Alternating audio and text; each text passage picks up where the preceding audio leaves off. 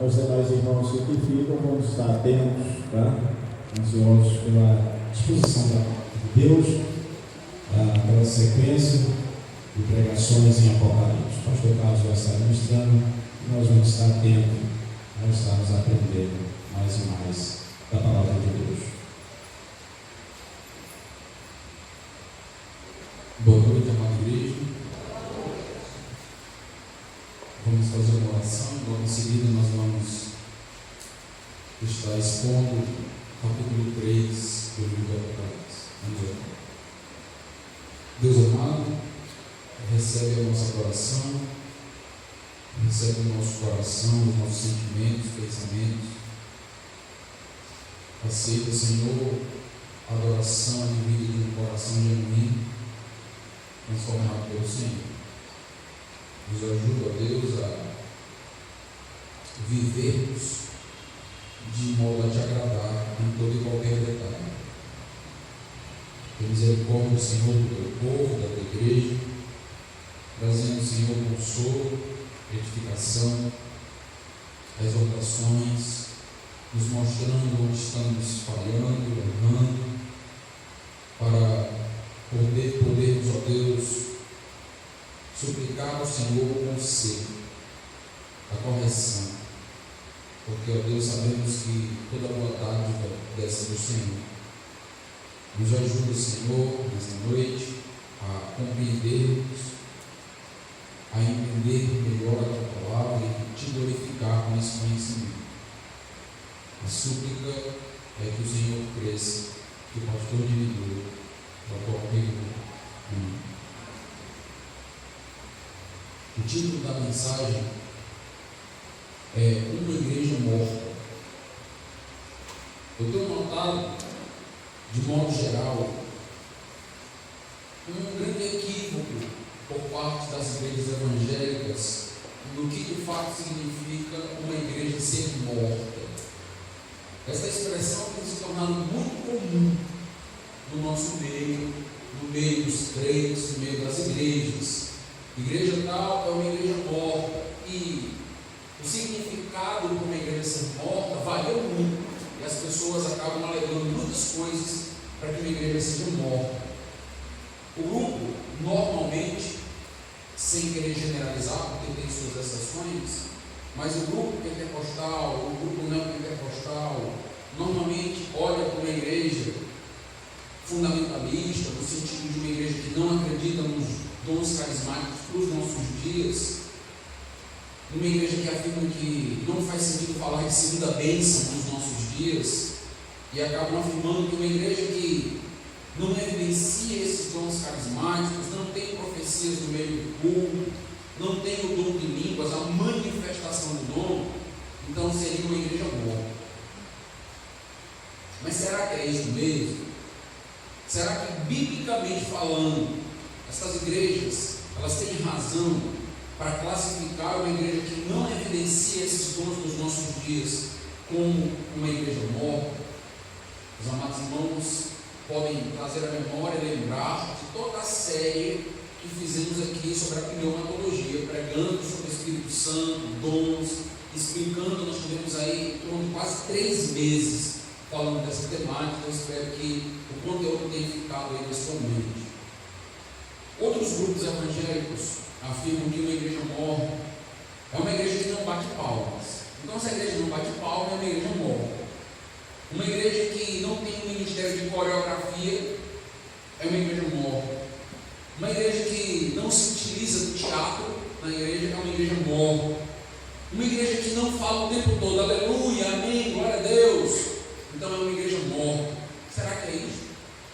Será que, biblicamente falando, existe razão para classificar uma igreja como morta, porque uma igreja não tem essas expressões de respostas durante o culto?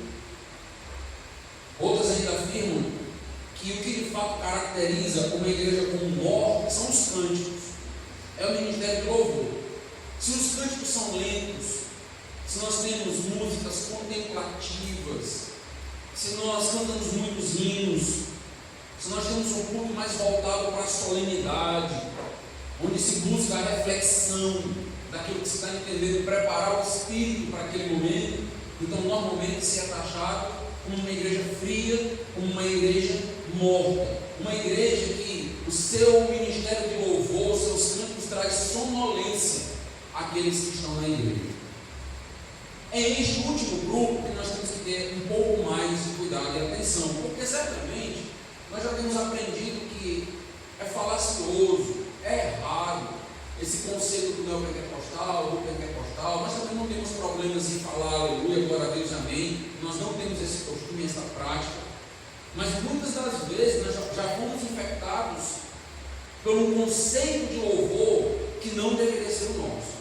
Nós temos muitas vezes a ideia de que se o louvor for animado, se o louvor for alegre, então a igreja é viva.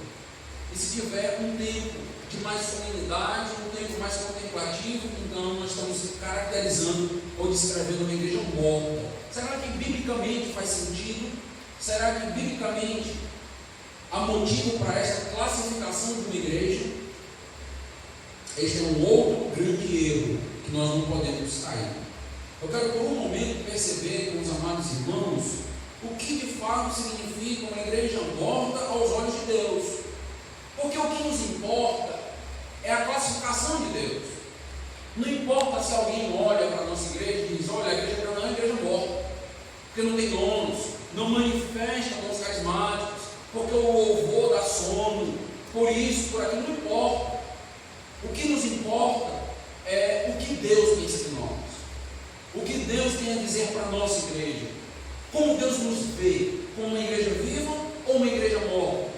Até porque nós vivemos e entregamos todos os nossos cultos ao Senhor. Então a nossa preocupação não pode ser meramente ou simplesmente o que as pessoas acham, como as pessoas pensam, o que as pessoas entendem do culto, mas sim o que Deus pensa de uma igreja, como Deus vê a igreja. E é o que eu quero perceber nessa noite com os amados irmãos. O que está acontecendo em muitas igrejas é que não se consegue mais ouvir as batidas do coração dos membros, dos crentes daquela igreja. Não se tem mais paixão pela obra, compromisso pela obra, dedicação pela casa de Deus. Mas ao chegar ao tempo, o que nós encontramos? Muitas vezes nós nos deparamos com profissionais nas portas, recepcionando, com um excelente sorriso. Nós encontramos um ambiente sempre muito bonito, perfumado, agradável. Às vezes tem cafezinho, tem água.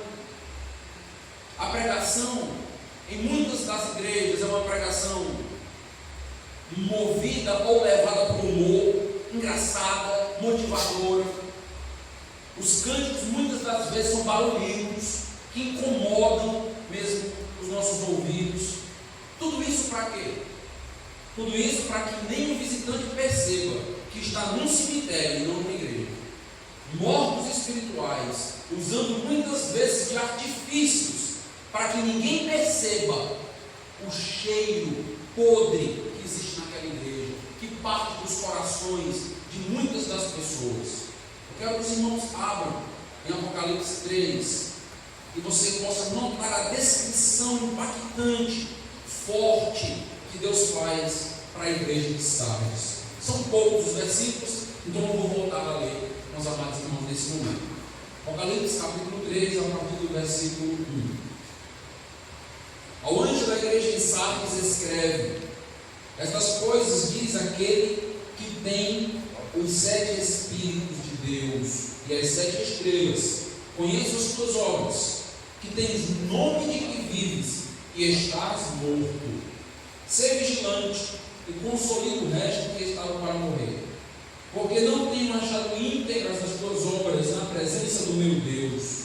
Lembra-te, pois, do que tens recebido e ouvido, guarda-o, arrepende-te, porquanto se não vigiares, virei como ladrão, e não conhecerás de modo algum em que hora virei contra ti. Tens contudo em Sardes umas poucas pessoas que não contaminaram as suas vestiduras, e entrarão de branco junto comigo, pois são dignas. O vencedor será assim vestido de vestiduras brancas, e de modo nenhum apagarei o seu nome no livro da vida. Pelo contrário, confessarei o seu nome diante de meu Pai e diante dos seus anjos. Quem tem ouvidos, ouça o que o Espírito diz às igrejas. Vamos começar então estudando esta carta a partir da descrição que Cristo faz de si mesmo. Nós já temos notado que as 7 cartas do Apocalipse, elas são um manual, na realidade, de cristologia. Tem uma descrição belíssima de Cristo. Toda aquela visão glorificada do capítulo 1 de Cristo, agora esta visão está sendo dividida, seccionada, particionada para cada igreja. E as características de Cristo aparecem de acordo com as igrejas, para resolver o problema de uma igreja, de cada igreja. E nessa igreja nós precisamos atentar para a característica. É dito a respeito de Jesus que ele é aquele que tem os 7 espíritos e as 7 estrelas. Se os irmãos lembrarem bem essa expressão 7 espíritos, eu já expliquei no capítulo 1, equivale ao Espírito Santo. Nós já estudamos em Zacarias, Isaías capítulo 11, com as 7 características do Espírito. Então nós temos aqui uma maneira do livro de Apocalipse se referir ao Espírito Santo. E a ideia aqui é que na igreja tem uma agir direta de Jesus e também do Espírito Santo. Isso está acontecendo na igreja. Jesus tem o Espírito Santo. O texto também vai apontar para as 7 estrelas. E nós já também trabalhamos esse conceito. Vimos que provavelmente equivale aos 7 mensageiros, aos pastores de cada igreja, aqueles líderes que têm uma responsabilidade de ler essa carta, de levar essa mensagem para cada uma dessas igrejas. E o próprio Jesus está dizendo: eu tenho esses homens nas minhas mãos, eu cuido deles, eu guardo eles. Isso é muito importante.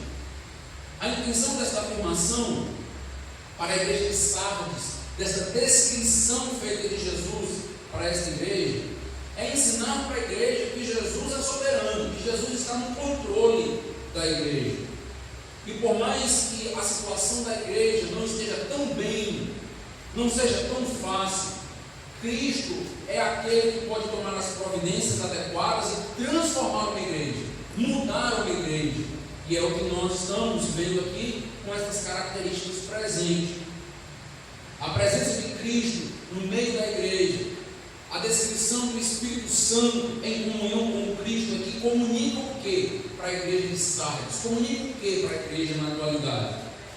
Que a igreja, por mais que passe por dificuldades, que tenha pecado, que passe por lutas, a igreja não pode nunca perder a sua esperança, por saber que quem está no comando, quem está no controle é Deus, é Jesus, é o Espírito Santo. E é o Espírito Santo, é Jesus quem vivifica uma igreja. É Ele que traz vida, que traz paixão ao coração. Quem pode ressuscitar os mortos? É Deus.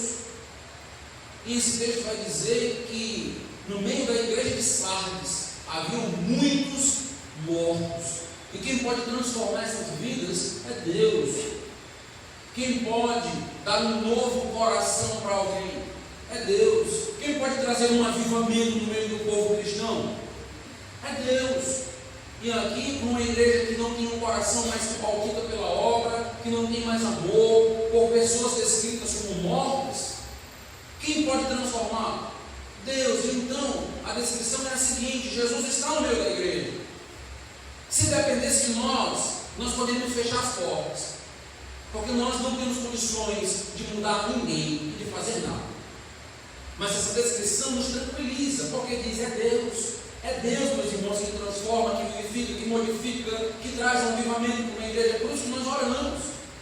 É por isso que quando pensamos em avivamento, a primeira coisa que deve se fazer é orar. Senhor, traz um avivamento, traz compromisso, traz paixão, traz amor, porque é Ele que é capaz de dar. Ele está dizendo para a igreja de Sardes que Ele está no meio da igreja e Ele é a solução dos problemas da igreja. Isso é muito importante. Os problemas da igreja se resolvem com Cristo, se resolvem com Deus. A transformação, a última esperança da igreja está em Cristo Jesus. Precisamos aprender com essa descrição que é feita, que corações mortos não ressuscitam ressuscitam com música alta. Corações mortos não ressuscitam com barulho. Corações mortos não se levantam de seus caixões espirituais por dizerem glória, aleluia e amém no meu culto. Corações mortos, pessoas mortas espiritualmente, não ressuscitam por meio de gritaria no meio da igreja.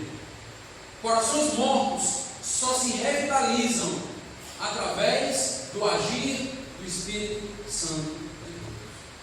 Quando Deus opera, quando Deus converte, quando Deus tira do pó, quando Deus levanta, é uma ação miraculosa, não pode ser produzida por nós. Não tem como dar uma mãozinha para Deus, não tem como ajudar Deus na conversão. A obra é dele, exclusivamente dele. Nós precisamos depender mais de Deus, para que nós entendamos o que significa de fato uma igreja viva. O versículo 1 fala dos 7 Espíritos por causa do agir do Espírito Santo no meio da igreja. E nós já vimos que o maior ministério do Espírito é lançar luz. Lembra do ministério do holofote? Ele lança luz sobre quem? Sobre Cristo, para que nós possamos adorar a Cristo, para que nós possamos amar a Cristo, viver para Cristo. É o ministério da iluminação. A descrição de Cristo é, mais uma vez, a solução para uma igreja que vai ser descrita como morta. Até a igreja de Sardes, uma descrição tão forte, tão impactante, tinha jeito. E tinha jeito por causa de Deus. Veja a descrição que é feita dessa igreja, no versículo 1. Conheço as tuas obras, que tens nome de que vive e estás morto. Eu quero que você note alguns pontos importantes aqui. Primeiro, eu quero que você note um contraste que acontece no versículo 1 e 2. No versículo 1 é dito o seguinte: conheço as tuas obras. Notaram? Notaram que essa expressão ela está se repetindo? Já foi dito isso para a igreja de Éfeso. Conheço as tuas obras. Quando essa expressão foi dita para a igreja de Éfeso, nós estávamos numa seção da carta que nós temos descrito como seção de elogios. Então Deus está dizendo: conheço as tuas obras, você é perseverante. É um elogio de Deus para a igreja de Éfeso. Se nós lermos de maneira desatenta a carta de Sardes, nós vamos achar que aqui também nós estamos diante da seção de elogios, mas não é. Nota que no versículo 1 é dito: conheço as tuas obras. No versículo 2 ele diz que tipo de obra é essa que ele conhecia. Nota que o versículo 2 diz: porque não tenho achado íntegras as tuas obras na presença do meu Deus. Ou seja, o que nós estamos notando aqui? As pessoas da igreja de Sardes tinham obras, estão notando? É descrito como obras aqui. Estavam fazendo, estavam servindo, estavam trabalhando. Talvez se você perguntasse para um membro da igreja, se você tivesse a oportunidade de fazer uma entrevista, né?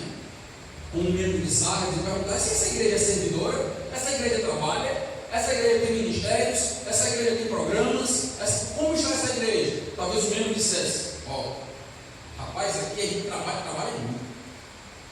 Vem aqui para ver durante a semana, a gente trabalhando, você vai ser que trabalha. Quando tem conferência de missão na igreja, meu amigo, a gente se movimenta, trabalha, faz tudo, enfeita a igreja, tira, coloca, conferência de aniversário, retiro, acampamento. Rapaz, a gente trabalha enlouquecidamente.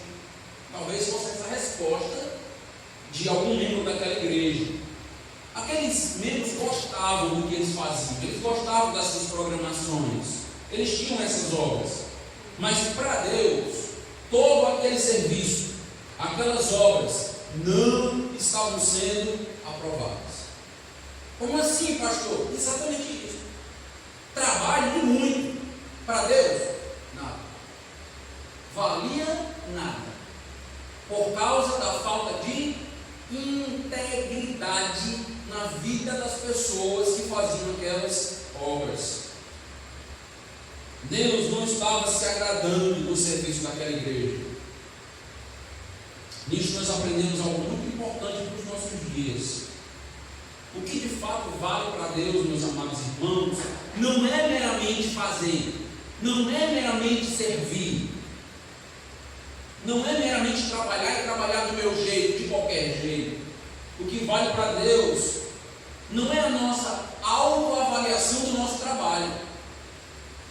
Na realidade, nós podemos achar que o nosso trabalho está ótimo, perfeito, muito bom.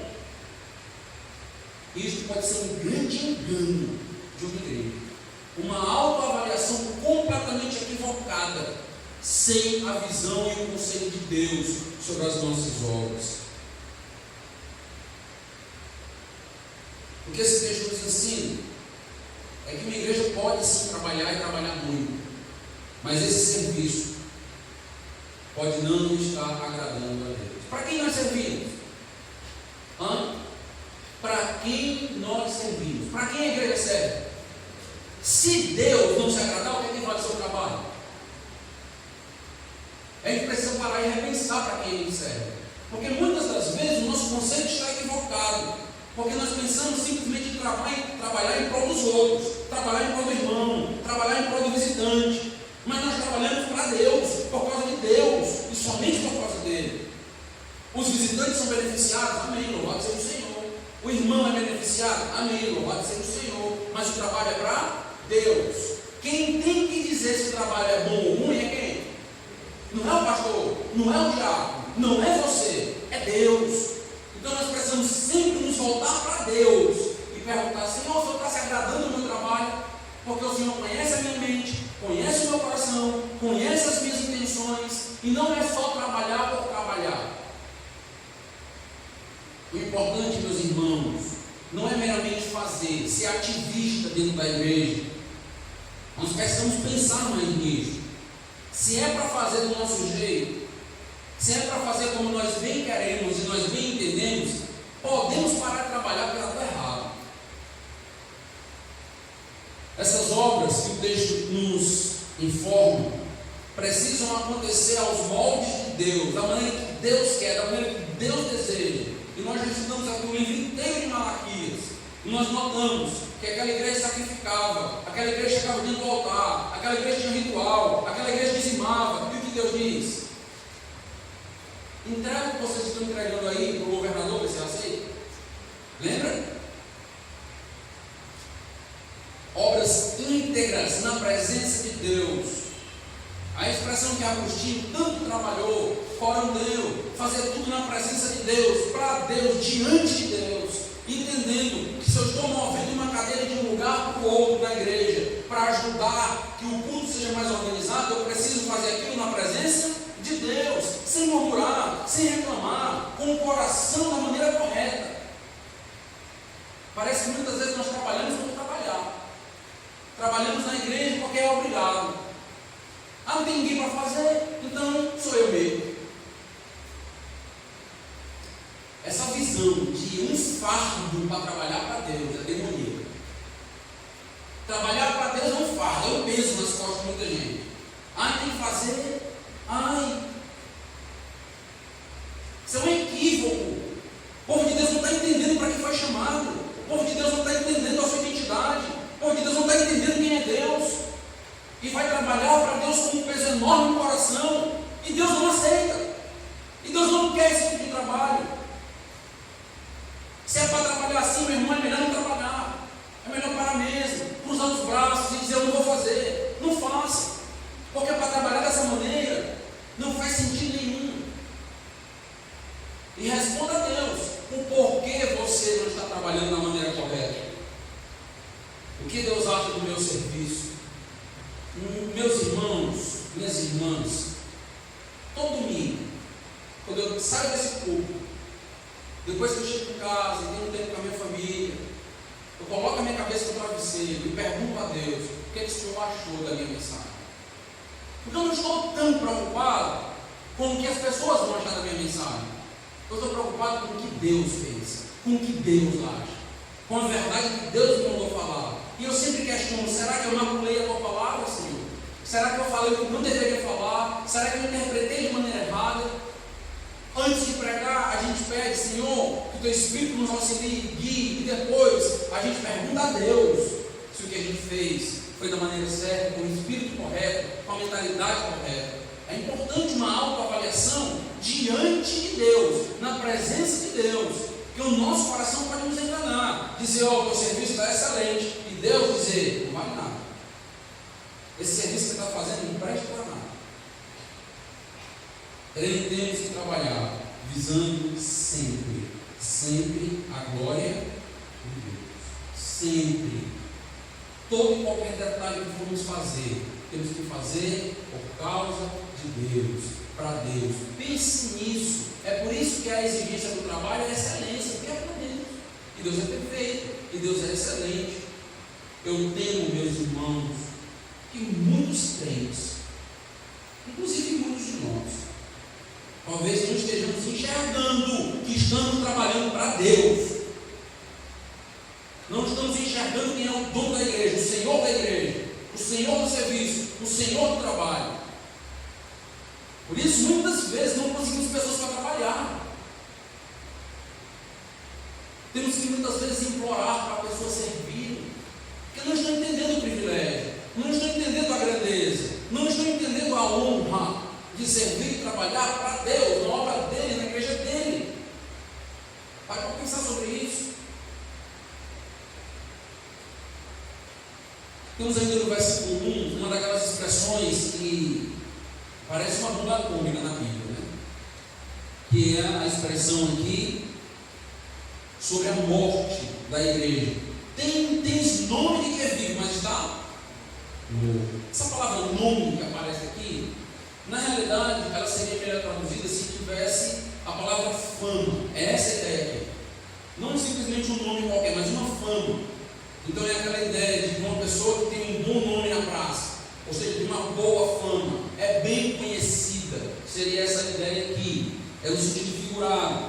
A igreja de Sardes gozava de fama, tinha prestígio, tinha reputação. Todos aplaudiam, admiravam aquela igreja. Note logo no início aí que normalmente a concepção que as pessoas têm da igreja é completamente diferente da concepção que Deus tem da igreja. É incrível isso.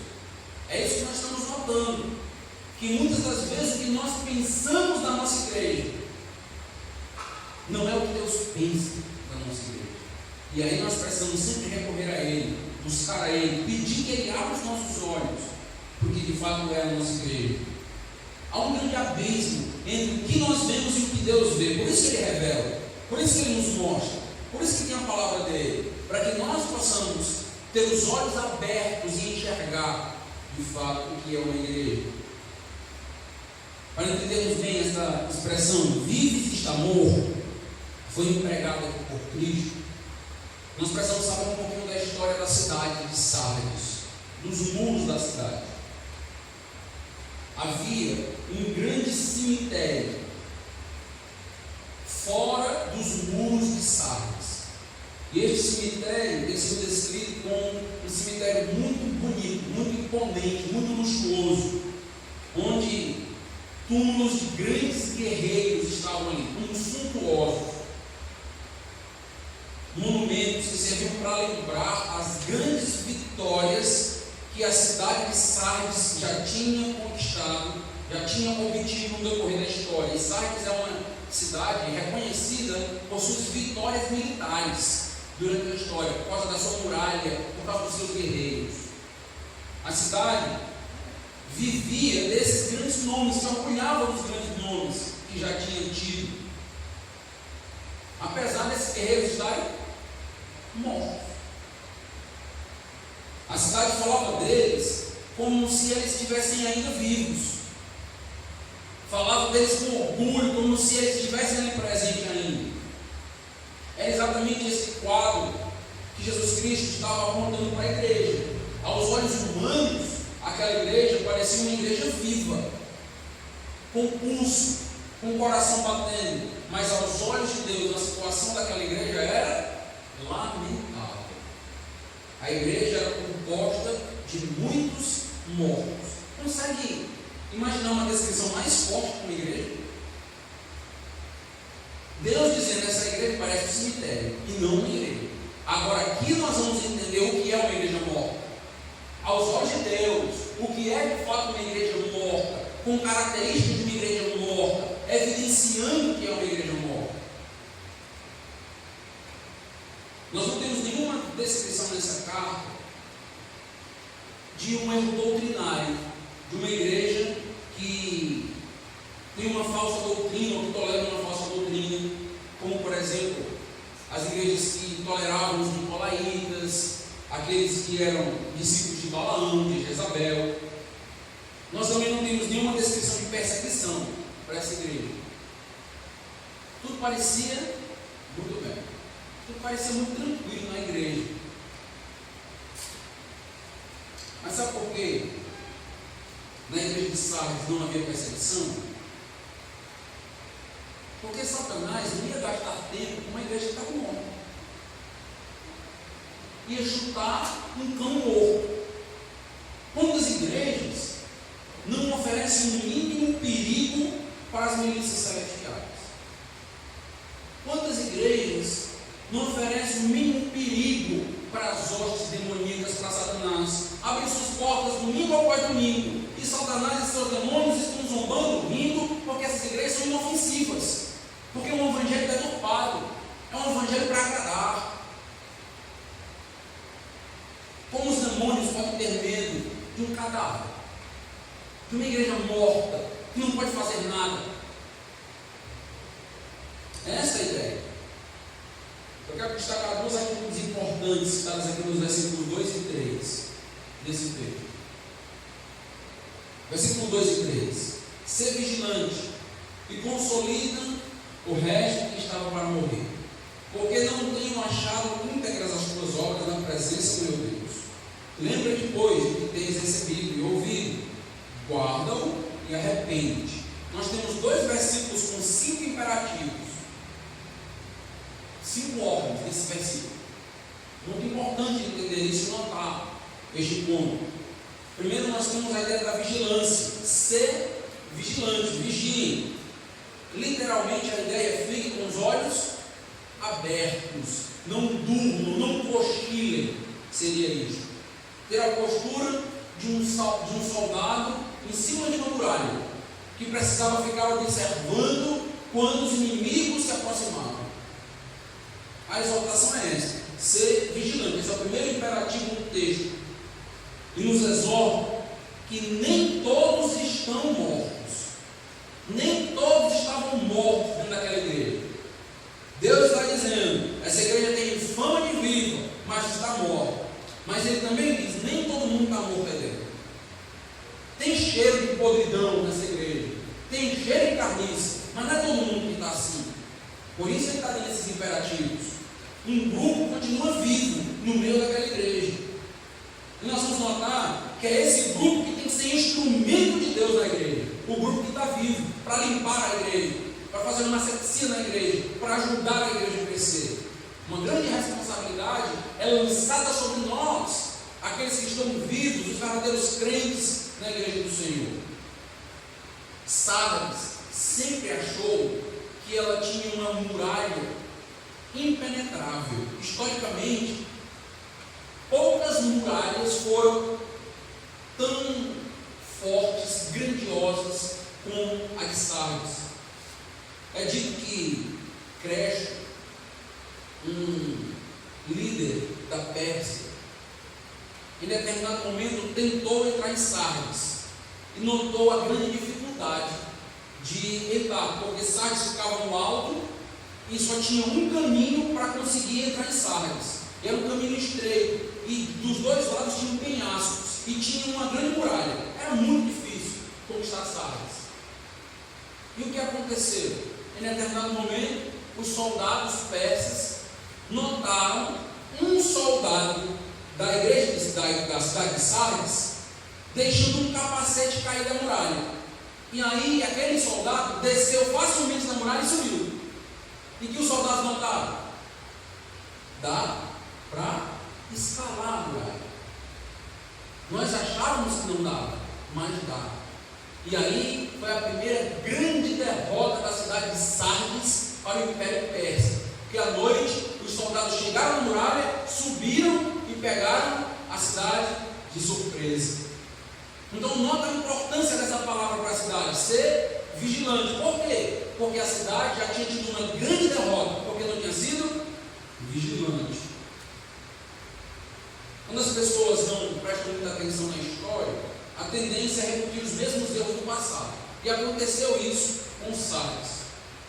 No 3º século a.C., no período de Antíoco o Grande, Antíoco Epifânio, 214, os soldados de Antíoco subiram na muralha e conquistaram Sardes de novo, por falta de vigilância. Tinha sido conquistado em 546 a.C. e agora, em 214, é novamente conquistado. Por quê? Falta de vigilância. E o próprio Senhor Jesus Cristo estava falando com uma cidade que tinha errado 2 vezes. Igreja, não caia na mesma cilada, não caia no mesmo erro. Sejam vigilantes, porque senão os inimigos sobem na muralha. E quando nós notarmos, o prejuízo já vai ser grandioso. Se existe uma expressão que se repete muitas vezes na Bíblia, é ser vigilante. Vigia, vigie, aparece diversas vezes. E era um termo que o pastor Henrique gostava muito de usar aqui na igreja. Vigia, irmão. Ele falava muitas das vezes. Nós somos chamados para ser soldados de Cristo, sentinelas, defender a obra. Soldados que não dormem em serviço. Soldados que estão em prontidão para trabalhar, para servir, para proteger a obra. O que você faria se você contratasse um vigilante e ele dormisse e a sua casa fosse roubada? No outro dia você aplaudiria ele e dizer: muito bem, servo bom e fiel. É assim? Lógico que não. Ele foi contratado para isso, ele foi chamado para vigiar. E ele não fez a obra dele. Amada igreja, nós fomos chamados para viver em vigilância. Esse foi o chamado de Deus para as nossas vidas. Mortos não têm olhos abertos, não dá no contraste? Ser vigilante, porque os mortos não abrem os olhos, mas os vivos devem estar com os olhos abertos, enxergando, notando. E essa é a ideia aqui. Também nós somos alertados, temos um segundo imperativo no texto, a levantar aqueles que estão caindo ao nosso redor. Consolida o resto que estava para morrer.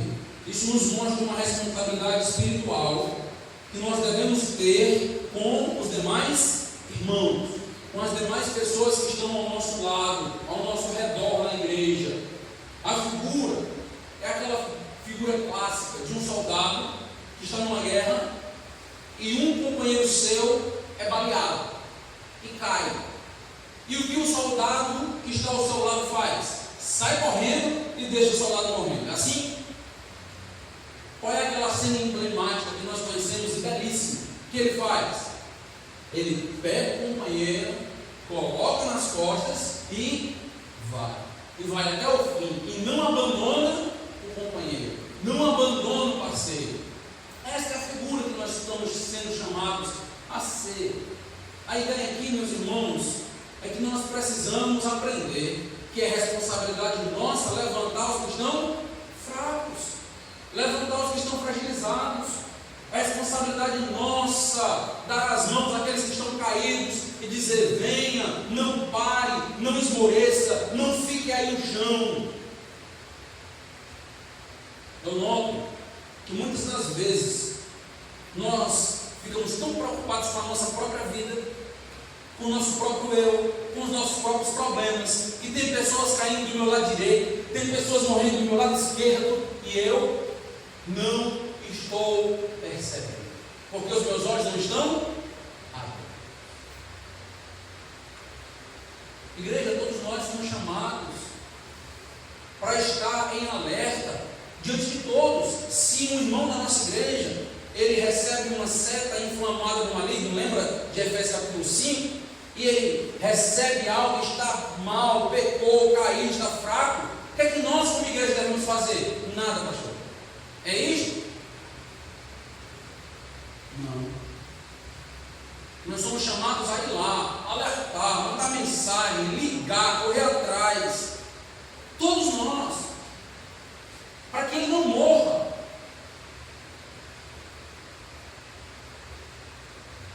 não tenhamos um sentimento equivocado e pecaminoso de dizer assim, que morra, que sai da igreja. Estou preocupado não. Meus irmãos, isso não é igreja. Deus está dizendo, não é isso. Igreja não é isto. Igreja é uns preocupados com os outros, um cuidando dos outros. Isto é igreja. E todos nós juntos precisamos ter essa responsabilidade. Juntos, a igreja inteira tem que ter essa responsabilidade. O irmão faltou, não vamos esperar ele faltar 3 meses não. Pronto, depois que ele faltar 3 meses, a gente vai atrás. Ah, morreu. O irmão faltou, note, perceba, ligue, manda uma mensagem.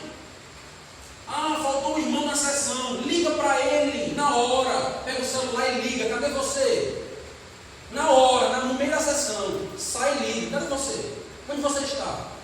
Estamos precisando de você aqui, o que está acontecendo?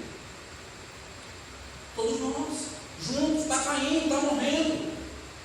Talvez ele não perceba que está fraco, ela não perceba, mas está.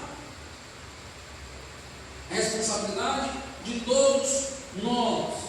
Vigilância e levantar aqueles que estão caindo. Podia muito falar sobre essa palavra consolidar, que aparece aqui. A ideia é fincar uma estaca no chão. A ideia é essa. Então, consolida, finca no chão. A ideia é de deixa com firmeza a pessoa, deixa ela firmada novamente, de pé. Seria isto, literalmente.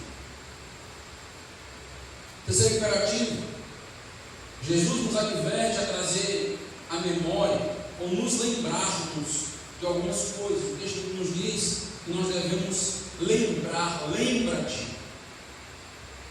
Lembrar de quê? Da doutrina que nós já aprendemos, que Ele já nos ensinou, que temos aprendido ao longo do tempo. Nota, ser vigilante, consolida o resto que estava para morrer.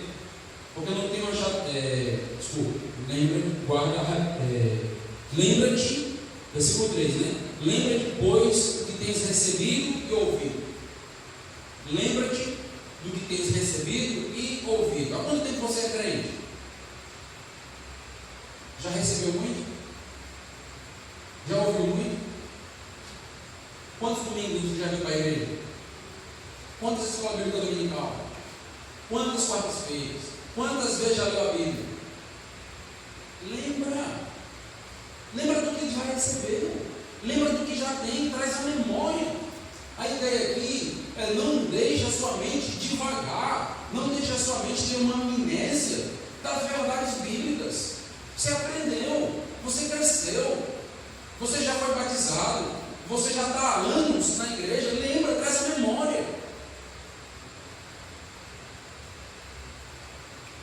Há uma grande responsabilidade, eu já tenho dito isso, sobre aqueles que têm mais ensinamentos, que receberam mais ensinamentos.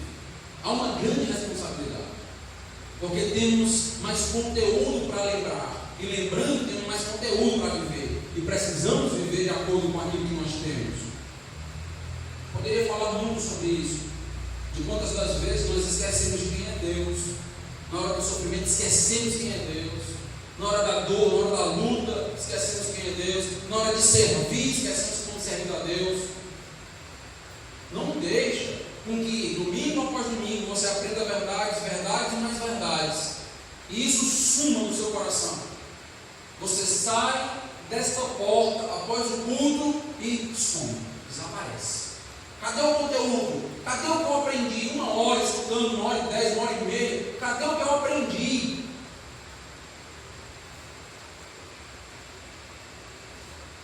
Lembra do que tem recebido. Essa ideia do que tem recebido é muito importante. Por quê? Porque nos traz a memória que nós não fomos chamados para mudar nada. Nós não fomos chamados para ser criativos, nós não fomos chamados para transformar, para inovar a igreja. Nós fomos chamados para obedecer aquilo que nós já sabemos. Deus já nos disse o que Ele quer de nós. Deus nos disse qual é a prioridade. É a obediência, é servir, conhecer para servir. Então, muitas igrejas buscando inovação, atrair as pessoas. Esse não é o caminho, não é isso que Deus requer de nós. Ele requer que nós tenhamos aquilo que nós recebemos, que a palavra de Deus esteja em nossa vida, esteja conosco, porque se a palavra de Deus estiver conosco, nós certamente seremos vivos, porque a palavra de Deus é viva e eficaz. Quarto ponto, quarto imperativo, somos advertidos a guardar a palavra no coração, não apenas ouvi-la, mas valorizá-la, a ponto de carregar essa palavra conosco. A ideia aqui é entesourar, guardar no cofre do nosso coração e da nossa mente a palavra que nós recebemos de Deus, valorizá-la, valorizar cada pregação bíblica, que de fato é bíblica, louvar a Deus e nos responsabilizar diante daquele conhecimento que temos, guarda a palavra. Quinta exortação, o imperativo, somos exortados ao arrependimento. Notaram que todas as igrejas são exortadas ao arrependimento? Todas elas. Se arrependam, se arrependam. Se arrependam desse tipo de vida, desse tipo de comportamento. Se arrependam de não valorizar a palavra, de não guardar a palavra. Se arrependam de não ajudar os irmãos, de não estar junto para ser pau para toda a obra, de não fazer a obra de Deus corretamente, com a mente correta, com o coração correto. Se arrependam, porque essas características, elas evidenciam uma igreja morta, pessoas mortas, e não é este o comportamento que nós devemos ter diante de Deus. Uma igreja morta, então, para Deus, é uma igreja que tem características bem marcadas, porque Deus diz, é isto que caracteriza uma igreja morta, uma igreja que vê todo mundo morrendo e não faz nada, uma igreja que ouve a palavra e faz ouvido de mercador, não obedece, não se prostra, uma igreja que não teme esse Deus, não guarda essa palavra. Quero caminhar para o encerramento e ver a última sessão. O versículo 3, ele nos fala ainda, e essa expressão aqui é importante, eu quero só dar uma pintada aqui para explicar algo da escatologia nesse versículo. Versículo 3: porquanto se não vigiares, virei como ladrão, e não conhecerás de modo algum em que hora virei contra ti. Deixa eu dar um cuidado, um alerta importante aqui em relação a esse texto. O contexto aponta para um juízo de Deus, um juízo iminente, pode vir a qualquer momento, um tratar de Deus com aquela igreja. Esse texto não é uma referência à segunda vinda. Preste bem atenção no que eu estou dizendo. Por quê? Que muitas das vezes há confusão. Por que eu estou precisando esclarecer isso? Porque muitas das vezes, quando a Bíblia se refere à segunda vinda, ela usa essa linguagem de um ladrão. Jesus vem como um ladrão, trazendo a ideia da iminência dele vir, que ele vem para julgar. Então, nota alguns textos aí onde aparece essa expressão.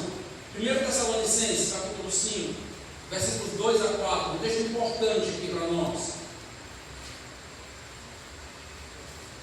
1 Tessalonicenses, capítulo 2, capítulo 5, melhor dizendo, versículo 2.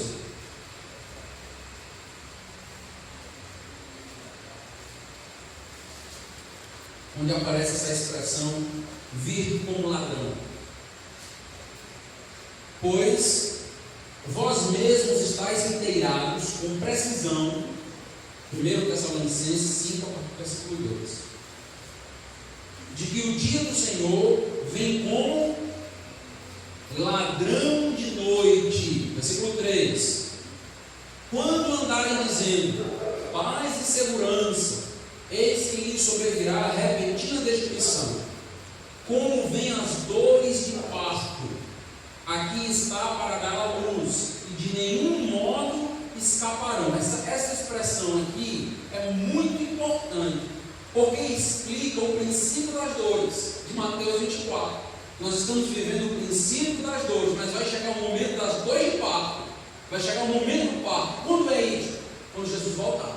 É a vida de Jesus, quando ele voltar, e ele vai vir, vai julgar a nação e vai matar os ímpios com a espada que sai da sua boca. Ali é a dor final, depois que acontece a tribulação. Então tudo que está acontecendo são momentos antes desse grande momento descrito aqui como o próprio parto. Versículo 4: mas vós, irmãos, não estáis em trevas. Aqui é uma declaração: vocês não estão em trevas, para que esse dia, como ladrão, os apanhe de surpresa. Podemos ser pegos por esse dia? Não, porque nós não estamos em trevas. Olha a continuação, versículo 5: porquanto vós todos sois filhos da luz e filhos do dia, nós não somos da noite, nem das trevas. Ou seja, a igreja do Senhor Jesus não vai ser apanhada por esse dia, quando Ele vier para julgar, quando Ele vier para trazer juízo. Mas nós não somos desse dia. Por que muitas das vezes nós vemos a ligação de santidade e escatologia?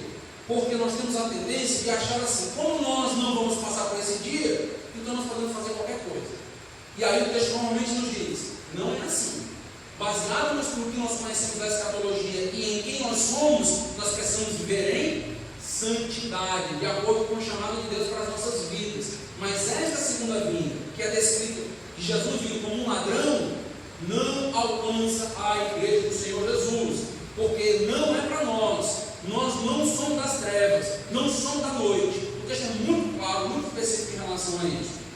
Um outro texto, o segundo texto que aparece a expressão ladrão, aplicada a Jesus. 2 Pedro, capítulo 3, versículos 9 a 10. 2 Pedro, capítulo 3, versículos 9 a 10.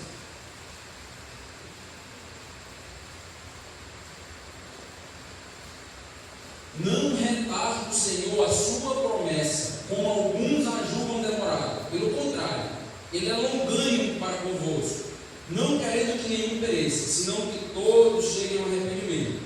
Virá entretanto como ladrão, olha a expressão novamente: o dia do Senhor, no qual os céus passarão com estrepitoso estrondo, e os elementos se desfarão abrasados, também a terra. Qual é a descrição aqui? Que quando Jesus voltar, nós já temos esses sinais aqui acontecendo. Que sinais é esse?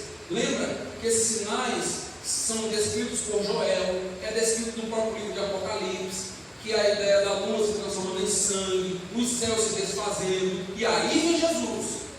E a ideia também é que nós não passaremos por isso, esses sinais não vão nos alcançar. E tem alguma evidência nesse texto, pastor? Olha o versículo 13 de 2 Pedro 3. Nós, porém, segundo a sua promessa, esperamos o quê? Novos céus e nova terra, nos quais habita a justiça. Nós não esperamos juízo, não. Nós não esperamos o dia do Senhor que vem como ladrão para nós, não. O que é que nós esperamos?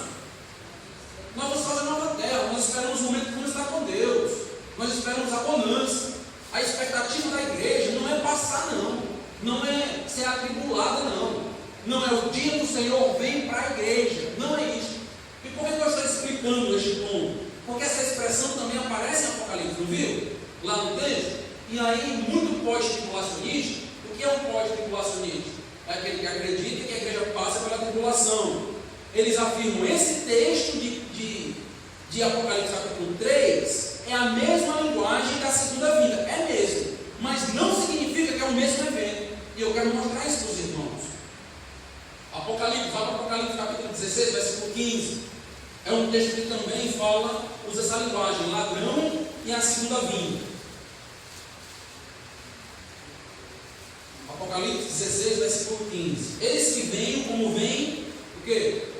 Ladrão. Bem-aventurado aquele que vigia e guarda as suas vestes, para que não ande nu e não se veja a sua vergonha. Mais uma vez aqui, a descrição é a da segunda vinda de Jesus aqui em Apocalipse. Então, a argumentação deles e quer dizer que em Apocalipse 3, quando se fala de ladrão, não é a segunda vinda, porque se for a segunda vinda, o que é que nós temos? A igreja passando pela tribulação.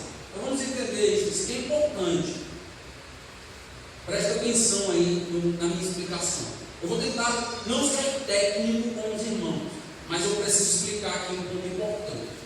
Esse texto, ele não dá base para quem acredita que nós iremos passar pela tribulação e esperar a segunda vinda de Cristo, apesar da linguagem ser a mesma.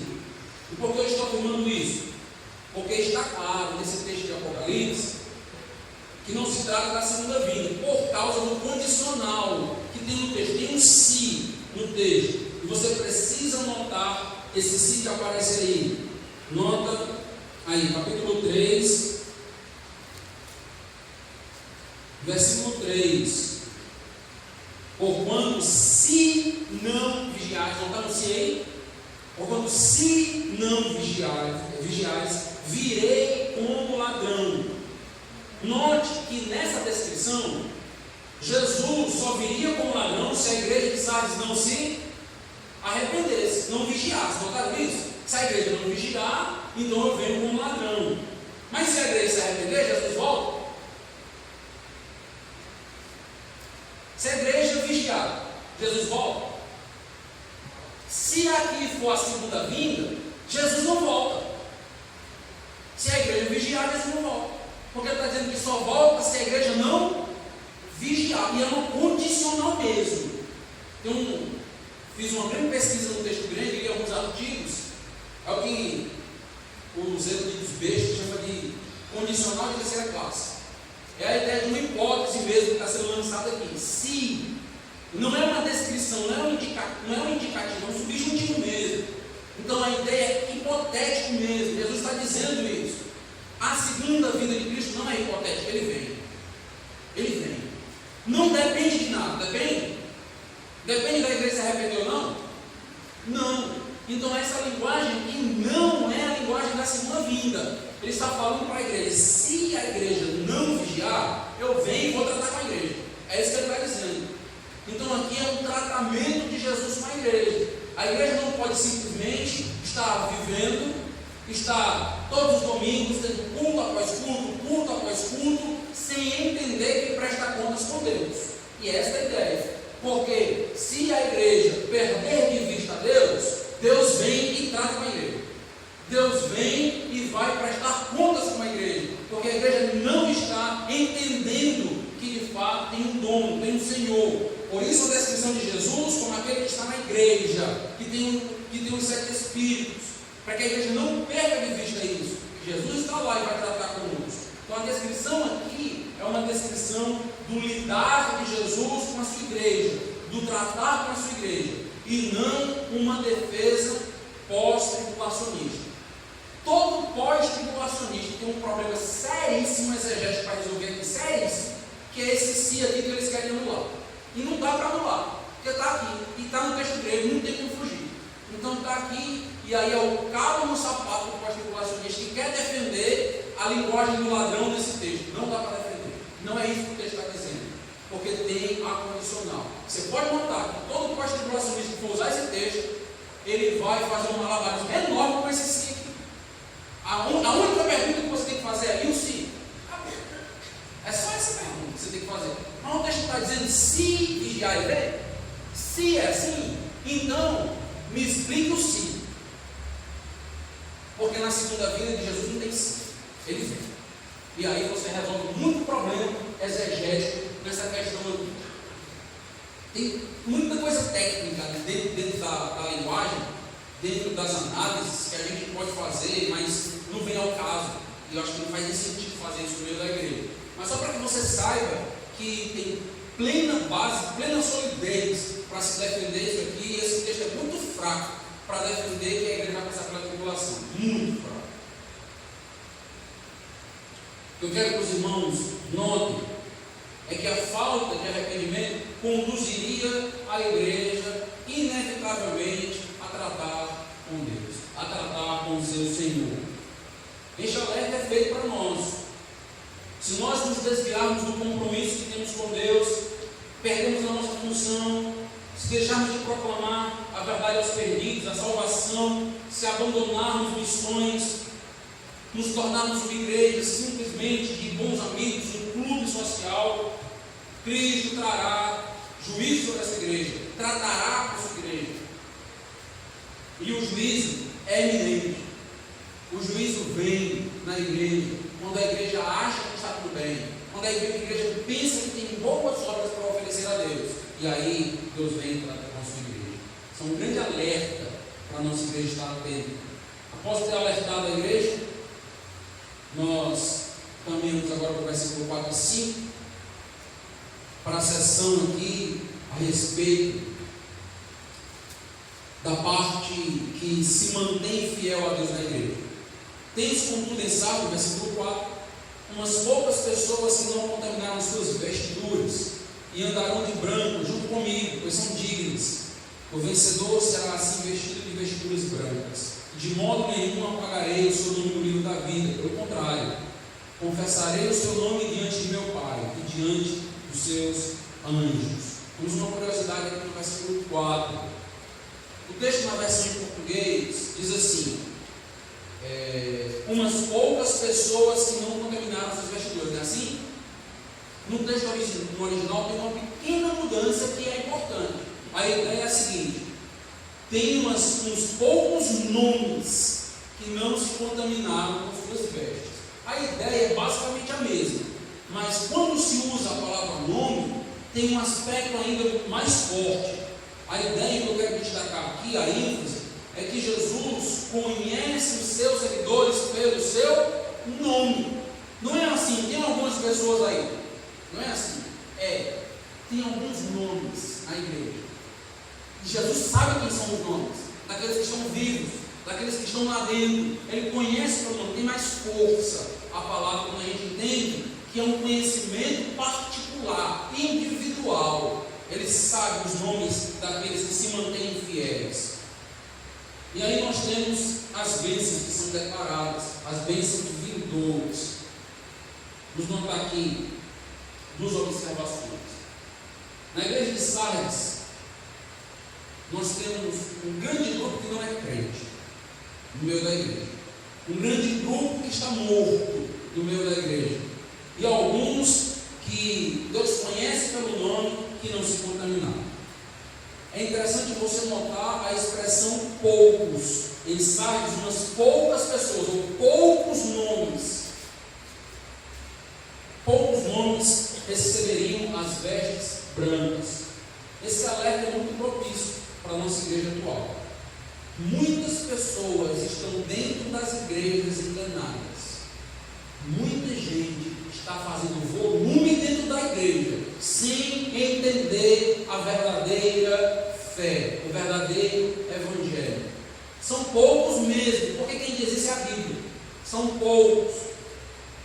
Lembra lá de Mateus 7, 13, 14, vai falar da estrada, dos dois caminhos. São poucos os que entram, são poucos os que acertam. Nesse texto é a mesma coisa, são poucos que se guardaram fiéis, são poucos que estão vivos. Muitas pessoas estão dentro das igrejas. Muitas pessoas estão achando que são crentes, mas não têm fé. Não vão para o céu, porque não são crentes. As suas obras não estão feitas de acordo com Deus. Não faz pensando em Deus, por amor a Deus, por causa de Deus, por causa da glória de Deus. E às vezes nós acabamos muitas vezes entristecidos, frustrados e pensamos: por que todo mundo não veste a camisa? Por que todo mundo não faz? Por que todo mundo é crente? É bíblico. Nós nos enganamos. Eu não tenho como saber se você é crente. Quem sabe é Deus. E é o próprio Espírito Santo que testifica com o teu espírito que você é crente. Mas muitas igrejas, meus amados irmãos, estão repletas de pessoas que não são crentes. E eu ousaria dizer, muitas igrejas têm pastores dos cultos que não são crentes. Não são. Porque a vida deles mostra isso. Não tem temor, não pregam a palavra, vivem de oba-oba, vivem sem compromisso. Não são crentes. Tem muitos diáconos dentro de igreja que não são crentes. Muitos professores de escola bíblica dominical ensinando para os seus filhos, ensinando para vocês que não são crentes. É a realidade bíblica. Nós precisamos aprender a nos frustrar menos com a igreja, a nos entristecer menos, porque muitas vezes nós queremos todo mundo, que todo mundo faça, que todo mundo venha, que todo mundo esteja entendendo, que todo mundo esteja compromissado. Mas sem uma base bíblica. Nós precisamos sim correr atrás, lembra que eu já disse isso? Levantar os que estão enfraquecendo, colocar no ombro, correr com eles, mas biblicamente nem todos são crentes. É por isso que a igreja precisa pregar o Evangelho. Pregar o Evangelho para crente, pastor? Porque não sabe se é crente. Nem todo mundo que tem o seu nome no rol de membros de uma igreja é crente. Mas todo crente tem o seu nome no rol de membros. Não existe crente fora da igreja, mas nem todo mundo que está dentro é. Essa é a realidade. É preciso entender isso para que a gente possa então lidar com a igreja da maneira bíblica. A segunda observação que eu quero fazer, a questão das roupas brancas na companhia de Cristo. Isso é importante, né? Roupas brancas com Cristo. Qual é a ideia? Quando Roma tinha uma grande vitória, quando o Império Romano tinha o seu exército conquistando um território, o que acontecia? Tem aquela descrição de 2 Coríntios, do bom perfume de Cristo, lembra lá? A ideia é a seguinte: os soldados, juntamente com aquele capitão se vestindo de roupas brancas, eles entravam pela via principal de Roma, chamada Via Ápia, e o que acontecia? Flores eram atiradas no chão, e os soldados iam primeiro. E o que acontecia? Eles pisavam nas pedras, de roupas brancas, e ali tinha um simbolismo de grande vitória. O perfume começava a exalar por toda a cidade. Então o bom perfume de Cristo estava ligado àquela grande vitória, àquela marcha bonita que eles seguiam, e o seu general à frente, e todo o exército seguindo aquele general. Isso mostrava o quê? Mostrava que eles não estavam com a roupa vestida e marcada com sangue, a roupa imunda, e nem que eles estavam despidos. Qual era o contraste? É que após vir um grande grupo com roupas brancas, atrás vinham pessoas aleijadas, ensanguentadas, com olhos furados, peladas, nuas, né? Eram desnudadas, alguns com cabelo raspado pela metade, barba raspada pela metade, para mostrar o quê? Um grande contraste, cheiro de vida para a vida e cheiro de morte para a morte. E aí tinha um momento onde eles vinham, e você imagina ali, eles vindo praticamente se arrastando, deixando agora um rastro de sangue pela cidade, um rastro de carnificina pela cidade, os conquistados. A descrição é essa: nós estaremos marchando com Cristo, o grande vencedor, nos levará e ele nos deu a vitória. A ideia é essa. E a roupa branca aponta para a santidade, uma santidade que foi colocada sobre nós, uma pureza que foi colocada sobre nós, e nós estaremos marchando com Ele. Isto aponta diretamente para Apocalipse 19, quando diz que quando Cristo virá, virão com Ele algumas pessoas com as suas roupas brancas, apontando justamente para a volta da igreja com Cristo, e estaremos lá com Ele. Isso é uma grande honra, marchar com Cristo, Cristo à frente, e nós então declarando ali aquela santidade, aquela honra.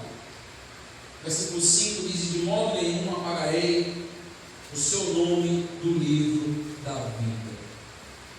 Aqui é uma promessa que é muito importante para Apocalipse capítulo 20, para o grande no branco.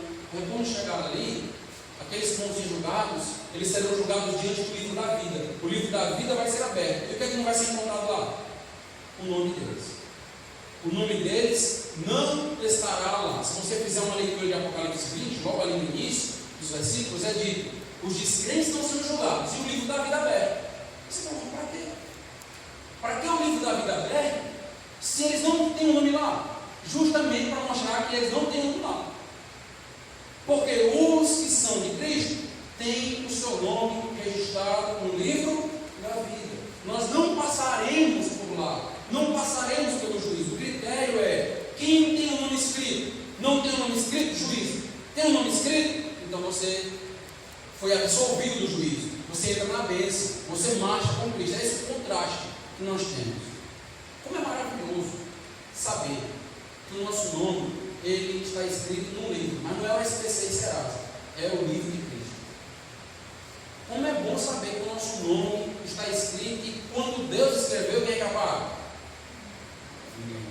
Foi escrito quando? Antes da fundação do mundo. Nós temos uma garantia maravilhosa, grandiosa, ter o nome escrito no livro da vida é ter acesso eterno à presença de Deus, é viver com Ele eternamente. Quer saber uma coisa? Se você está vivo, se você é crente, você tem essa garantia, você vai entrar nos céus, você vai marchar com Cristo, você tem as vestiduras brancas, você vai ter a grande honra de ter o seu nome visto no livro mais importante que existe no mundo, o livro de Deus. Isso é uma honra para a igreja, é uma honra para você. Quem somos nós para ter o nosso nome escrito no livro? No livro de Deus? Esta é a promessa para a igreja. Então, igreja, nós precisamos aprender a refletir sobre as áreas que Deus quer que nós reflitamos. Pegar as exaltações que são feitas, e às vezes são duras, como essa que foi feita, uma igreja morta, como Jesus está dizendo para a igreja de Sardes, muito duro, mas ao mesmo tempo, Jesus diz: o remanescente, os vivos, os crentes terão um futuro glorioso e maravilhoso. E esse futuro maravilhoso não é só passar no concurso. Vou passar no concurso, vou ter um futuro maravilhoso. Às vezes é isso que a gente pensa dos nossos filhos. Se o meu filho passar no concurso, está garantida a vida dele. Tá, não. Coitado quem precisa. A visão tão pequena, tão humilde. A maior garantia é viver eternamente com Cristo, por ter o seu nome nesse livro. É bom achar o nosso nome numa lista de concurso? Você fez um concurso, estudou e você acha o seu nome, é legal? Vestibular, né? Você vai lá com aquela expectativa, né? Você procura lá, curso de medicina, UFCS, você olha, Rivânia. Coisa boa, maravilhoso. Não é bom ou não é? Eu acho que é.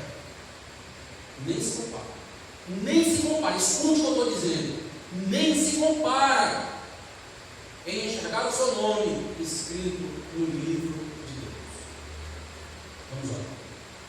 Deus amado, Deus Todo-Poderoso, ao Senhor toda a honra e toda a glória, e só a Ti somente. Ó Deus, não permite, Senhor, que as pessoas estejam morrendo ao nosso lado e nós não enxerguemos. Não permite, Senhor. Nos dá, Senhor, um senso de responsabilidade e compromisso para com os nossos irmãos. Nos ajuda a ajudá-los. Nos ajuda a nos comprometer com eles, a amá-los de maneira prática e vívida. Ó Deus, nos ajuda a ter os olhos abertos, nos ajuda a reter a Tua palavra no coração e na mente. Nos ajuda, ó meu Deus, a entender a Bíblia da maneira que de fato ela é, porque a Tua revelação é maravilhosa para todo e qualquer coração. Ó Deus, vestiduras brancas, honra, Senhor, não honra de homens, Senhor, como aqueles soldados romanos tinham, mas honra de Deus, honra de estar ao teu lado, honra de estar te seguindo, honra de ser identificado com o Senhor. É isso que nós temos, é isso que nos aguarda e espera.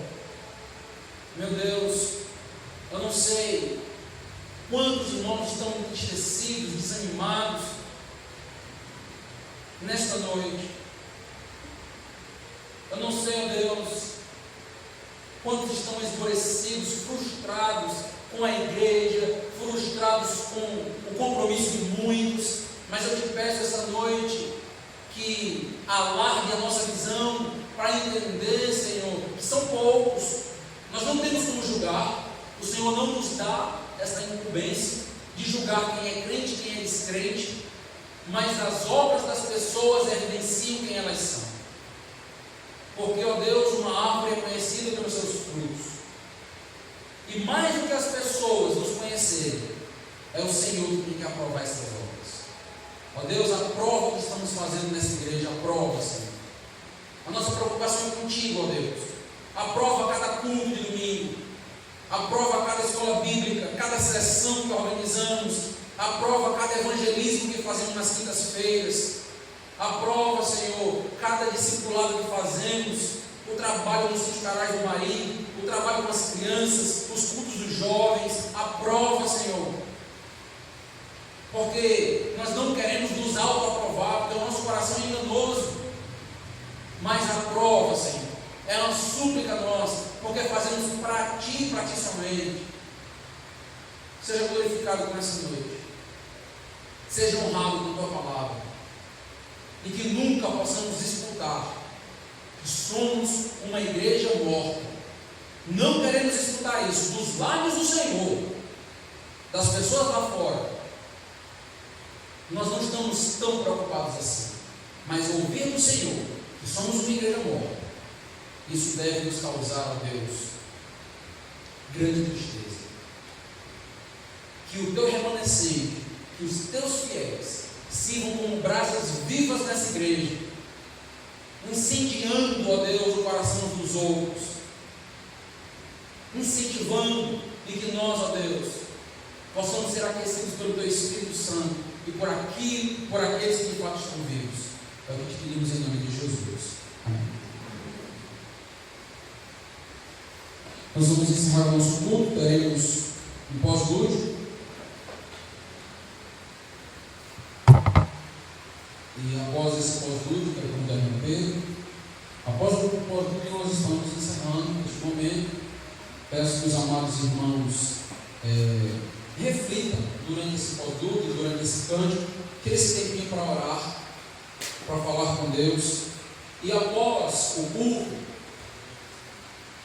nas rodas de conversas, procure conversar sobre a pregação, converse na semana, liga um para o outro, converse, fala sobre a mensagem, não deixe esquecer, não deixe o irmão esquecer, converse sobre a pregação, fala, vê o que foi bom para mim, o que é bom para nós, o que Deus quer falar conosco, isso é muito importante. Temos comunhão após esse momento, temos aqui hoje aí uma cantina, que você possa participar. Os valores que estamos recolhendo na cantina, e no próximo almoço de domingo, é para, se Deus permitir, no aniversário da igreja, nós reformarmos o nosso templo, pintarmos, que nós não pintamos a igreja, já estamos indo para o 4º ano, e trocarmos o piso da igreja. Então, essa arrecadação é em prol da reforma que queremos fazer na igreja.